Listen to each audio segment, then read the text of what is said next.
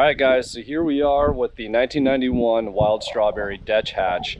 I'm really hoping while I'm going over this car with you guys that the sun manages to poke through just long enough so you guys can really see how this color pops in the sun. Now I'm not one for red, but this red I'm okay with.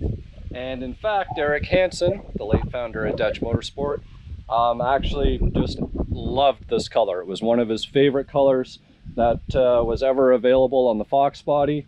I'm gonna get into what makes this car a DECH and a little bit of what is DECH while I'm going through this video with you guys.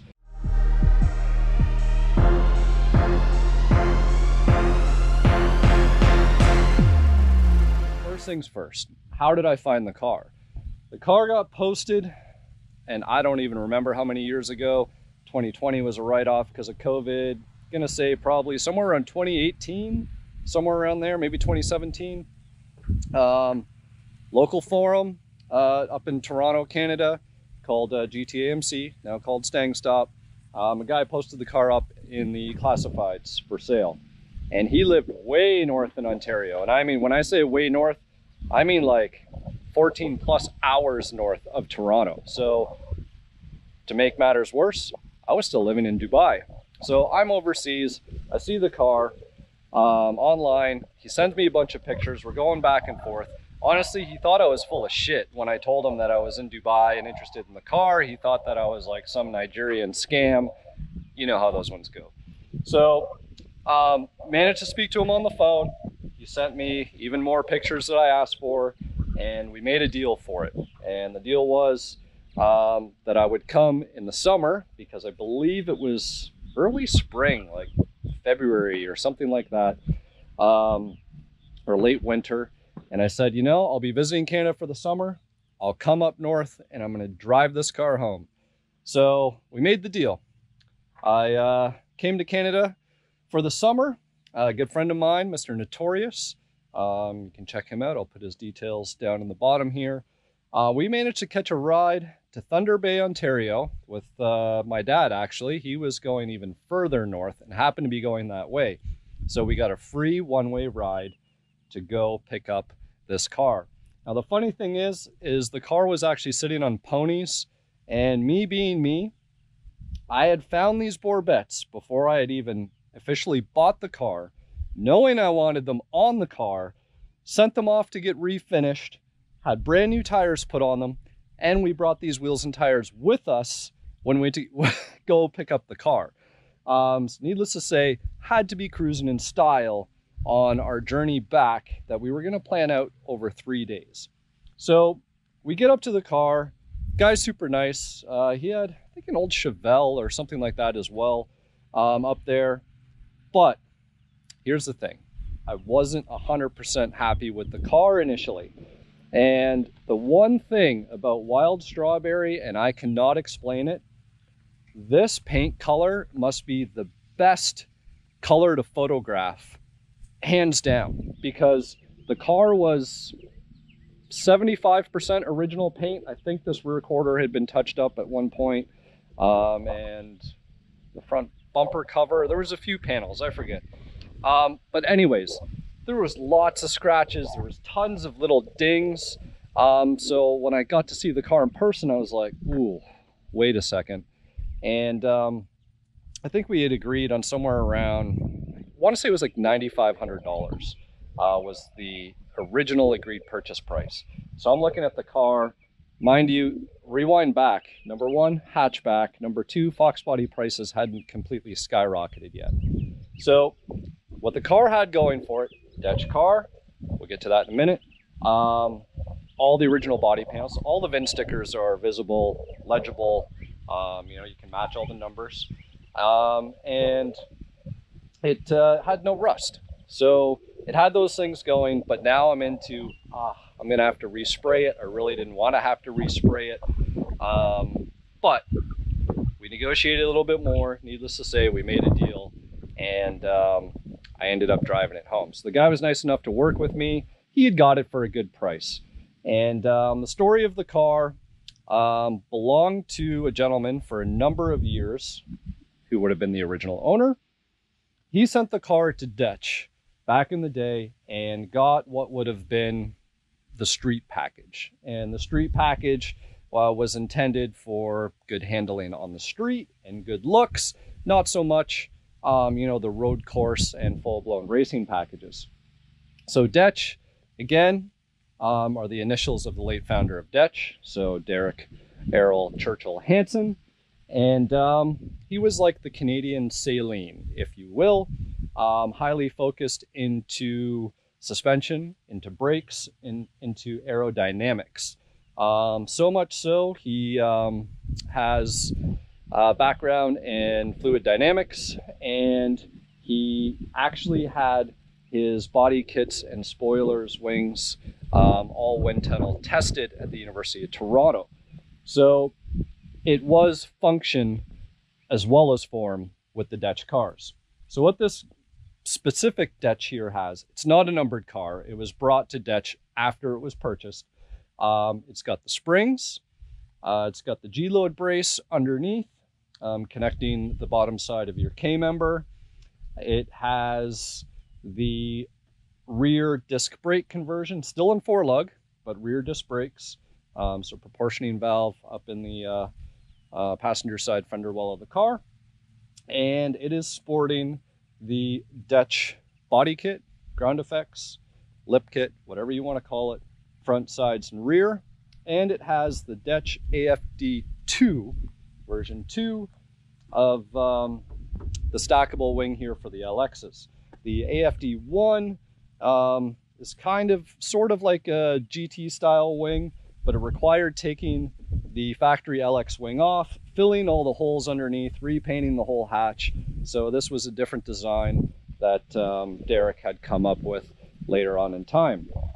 The car would have had originally a prime style wheel. The seller said he had access to them, but I wanted to put the Borbets on.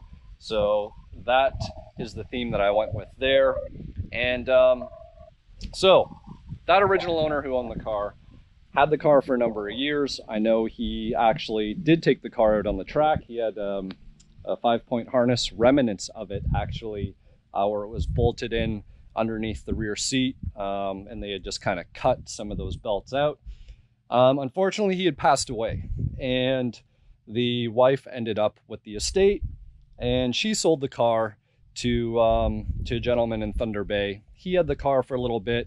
My understanding was his wife was actually driving the car for a while.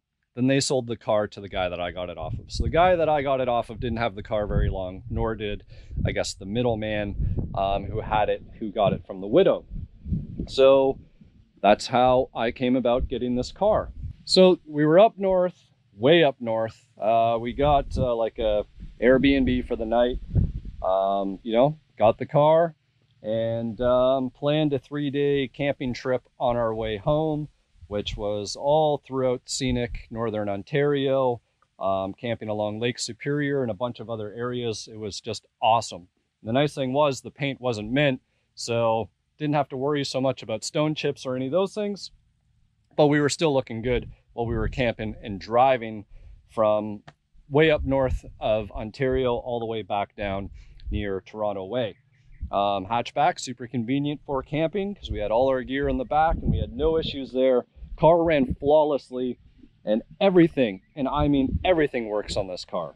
The power door locks, the windows, even that original R12 air conditioning system is still blowing cold air in this car. No heater core bypasses, none of that stuff. Everything is tidy, everything works.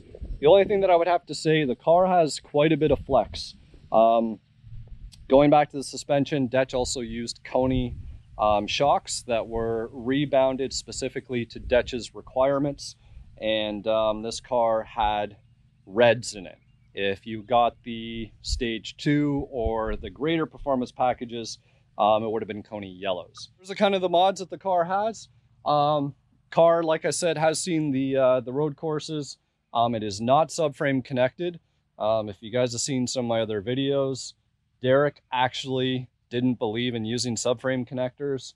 He wanted the cars to twist and allow the unibody to do what it was designed to do at the end of the day. So some of you guys might argue the fact that it doesn't have subframes and be like, man, you need to put some on. But the reality is 180,000 kilometers on the car now. What's that, about 110,000 miles somewhere, give or take. And, you know, the car's solid, all the body lines are there. It's a little noisier being a hatchback, not as tight as a coupe is, but I love the car personally, and it looks amazing. So there you go. There's a little bit of story on how I got the car, a little bit of information on DECH. I do plan on doing like a little mini DECH documentary, so be sure to check for that. I'm hoping I'll get it done this year, but for all you guys that are wondering about DECH, that's coming soon. If you're interested in the body kit, the body kits are still available, and those are sold through the Infamous Project directly. So if you're interested in one of these kits, you can hit up my website, theinfamousproject.com, and you'll be able to get them there. So going back to the car, got it home and enjoyed it a little bit that summer, and I was determined to have the car repainted. So I reached out to my friend Mr. Notorious again, since I was still overseas. He stripped everything off the car for me. All the trim, the moldings, the quarter windows came out. I mean, everything. Lights. I wanted to make sure that the car was painted properly. However, I wasn't touching the door jambs or anything on the inside. Just complete exterior respray, everything backmasked properly, and got the whole outside resprayed in the original Wild Strawberry, just to freshen things up and have the car looking the way that I was kind of hoping it would have looked when I first made the deal for it. But I got there in the end, and here's the car. So since then, I've had the car sent down to Texas here, and I've been driving it for 6 straight weeks. The only little problem, or problems I should say, that have happened: my rear view mirror fell off, probably too hot, sitting out in the Texas sun. The headliner started separating a little bit, so I'm gonna have to get that addressed. And the starter is starting to click on occasion, so it's gonna be time to finally swap out that old starter, probably put a high torque mini in there. So other mods that are done to the car, you might be wondering, other than an off-road H-pipe and a OG Flowmaster 2-chamber catback, and a K&N air filter, that is it. It's stock. I'll open the hood and show you guys the proof. Here we are, your stock factory 5-liter engine bay. Everything is there. You know, you got your coil covers in there. VIN stickers are present everywhere. All the original stickers on the rad support. If you haven't seen my How to Treat Your Foxbody video, I still need to go grab that bumper from the parts car. So the master cylinder is upgraded. Then you can see the proportioning valve right here for the rear brakes. One really cool thing that you can see here, I wonder if any of you guys recognize what this piece is. I'll give you guys a second. Any takers? That piece is the same arm that is used down on the lower side of your smog pump. There's a bracket down there that goes down to where the timing bolts into the timing cover. That's that bracket. So use the factory location of the factory fender bolt and bolted on the adjustable proportioning valve there. K&N air filter, air silencer is gone, but that's it, guys. Factory headers even. Got a little oil pressure gauge there just to see how things go, but that's pretty much it. I'll start it up. You can hear purrs like a kitten, even with the AC cranked on. There's the starter click.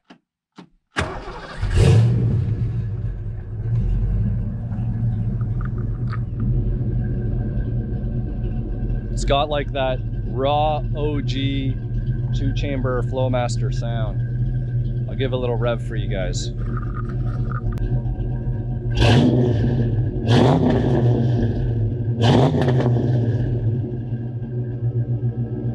So So the car is warmed up. It's got about 58 pounds of oil pressure, which is really good. So motor's healthy. Again, this car runs so nice, so smooth. One really nice thing about this car, that the advantage of having everything still working, and I'm sure some things are going to go over time. It's just natural with old age, as we know.